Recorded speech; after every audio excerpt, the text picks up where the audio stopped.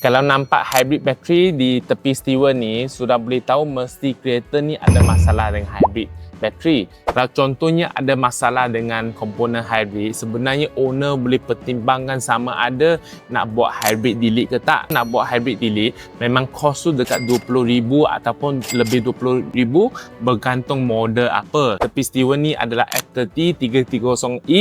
Di sini pun sama F30 hybrid. Untuk dua kereta ni pun ada masalah bateri. Satu modul ni kena tukar adalah dekat 2,500, tak termasuk dengan battery temperature sensor yang dekat bateri tu, dengan battery balancing ataupun upah pasang. Upah pasang F series biasanya dekat 500. Untuk G series adalah lagi mahal sebab untuk G series hybrid battery tu dari bawah kereta kita kena turun baru dapat buat kerja kita. Macam F series kebanyakannya dekat boot belakang, kita boleh senang akses buka barang-barang tu, memang sudah boleh buat tak. Apa pendapat semua tentang yang hybrid ni? Sebab sekarang untuk F30 330E harga body kereta dari 30 lebih ataupun 40 lebih sudah boleh dapat. Apa yang Steven takut adalah tahun depan macam mana pula dengan harga kereta ni, sebab nanti kereta ni akan jadi last macam dulu cerita A6 hybrid ke tak.